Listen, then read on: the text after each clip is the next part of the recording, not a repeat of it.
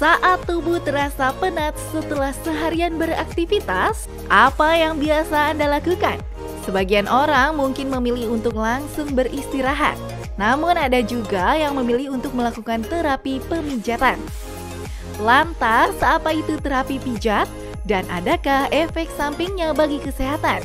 Dr. Ibrahim Agung akan memaparkannya di segmen Hidup Sehat Plus kali ini. Apa itu terapi pijat?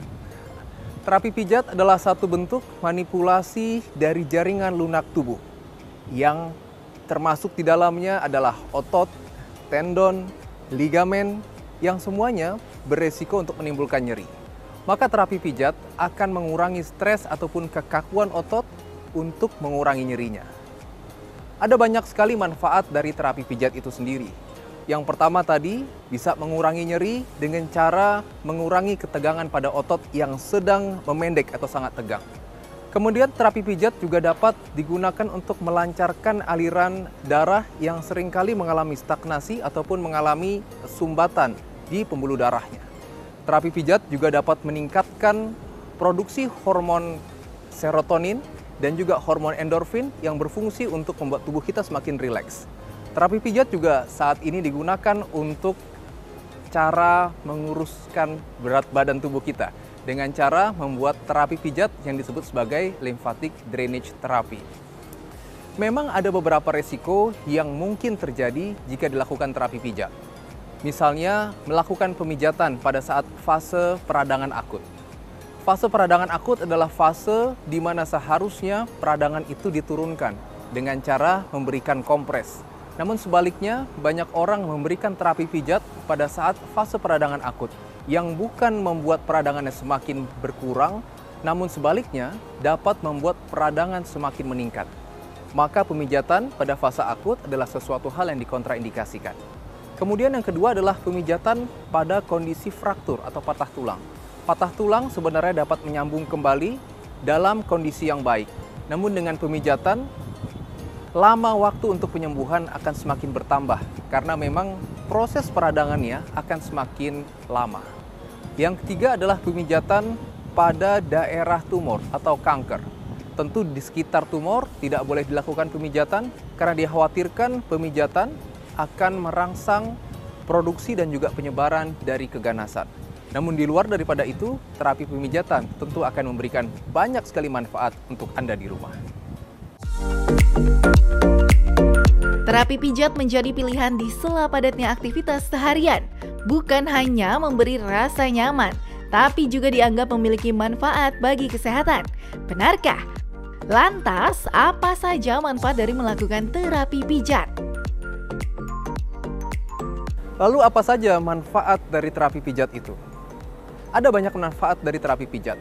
Yang pertama adalah melunakkan atau membuat otot yang tegang menjadi lebih elastis, lebih fleksibel. Dengan otot lebih fleksibel, maka gerakan sendi juga akan semakin lentur. Kemudian terapi pemijatan juga dapat merangsang satu proses regenerasi atau perbaikan jaringan. Jadi ketika ada otot yang kaku, rusak, dengan terapi pemijatan akan merangsang satu proses perbaikan jaringan untuk membuat perbaikan dari struktur yang bermasalah tersebut. Terapi pemijatan juga dapat meningkatkan aliran darah atau vaskularisasi, dan ini sangat penting sekali. Bahkan saat ini, terapi pemijatan juga sering digunakan sebagai terapi tambahan untuk menguruskan atau menurunkan berat badan. Itu adalah manfaat-manfaat yang dapat Anda dapatkan dengan terapi pemijatan yang tepat. Memiliki beragam manfaat bagi kesehatan, tak heran kalau terapi pijat menjadi pilihan. Saat tubuh merasa lelah setelah seharian menyelesaikan pekerjaan, lantas adakah risiko bagi kesehatan saat melakukan terapi pijat? Namun betul, bukan berarti terapi pijat itu tanpa risiko. Ada beberapa risiko dan juga kontraindikasi yang tidak boleh dilakukan terapi pemijatan.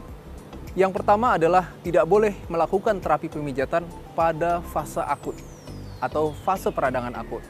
Ketika Anda mengalami radang pada otot, tulang, dan sendi, sebaiknya yang dilakukan adalah pemberian kompres dingin, bukan dilakukan pemijatan. Karena pemijatan akan membuat peradangan semakin lama sehingga perbaikan dari kerusakan jaringan akan semakin lama juga. Yang kedua, tidak boleh memberikan pemijatan pada saat patah tulang. Patah tulang sebenarnya akan dapat menyambung kembali dengan sendirinya, namun ketika dilakukan pemijatan, perbaikannya akan semakin lama, karena proses peradangannya pun akan semakin panjang. Yang juga tidak boleh adalah pemberian pemijatan pada area keganasan atau kanker. Pemijatan pada area kanker dikhawatirkan dapat membuat kankernya akan lebih mudah untuk menyebar. Nah, sehingga jika Anda ingin melakukan pemijatan, sebaiknya dilakukan pemijatan 7 hari sekali atau 1 minggu sekali. Karena setelah 7 hari, otot yang tadi sudah dilakukan pemijatan akan mengalami satu proses perbaikan dan itu dapat kembali dilakukan pengulangan untuk memastikan agar otot lebih lentur, lebih fleksibel, sehingga nyeri pun akan dapat dihindari dengan lebih panjang ke depannya.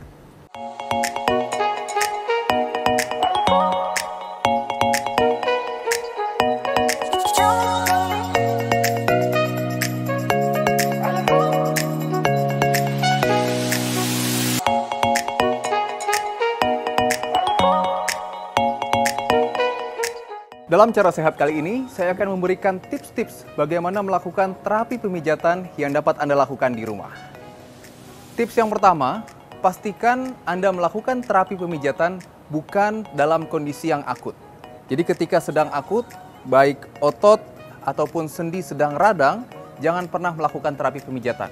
Karena pemijatan pada fase akut bukan membuat peradangan yang semakin berkurang, namun sebaliknya akan semakin membuat peradangan yang semakin bertambah.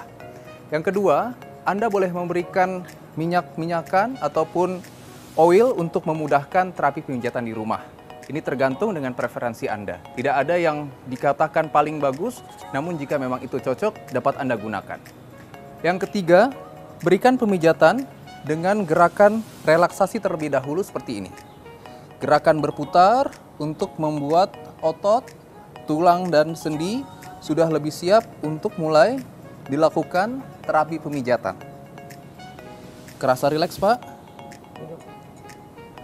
Kemudian ke sisi satunya sama. Tips selanjutnya, berikan pemijatan sesuai dengan arah ototnya. Nah, otot yang paling sering tegang adalah otot pundak seperti ini. Kita akan mulai dari titik tengah ototnya. Oke, Pak, maaf ya, Pak ya. Miring ke sana. Oke, rileks. Kita akan memberikan penekanan dari pertengahan otot ke arah ujung ototnya. Kerasa, Pak? Sini ada sakit? Oke. Kita bisa berikan penekanan pada daerah yang relatif lebih sakit. Ini ya. Oke. Tips yang terakhir, jika memang terapi pemijatan tidak menyembuhkan nyeri otot, tulang, dan sendi, sebaiknya lakukan pemeriksaan ke dokter untuk mendapatkan terapi dan tata laksana yang lebih tepat.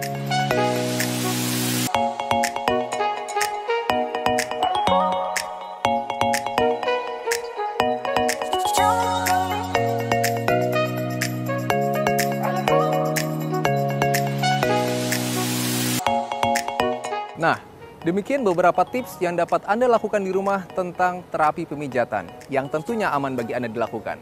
Bersama saya, Dr. Ibrahim Agung, spesialis kedokteran fisik dan rehabilitasi untuk Hidup Sehat Plus.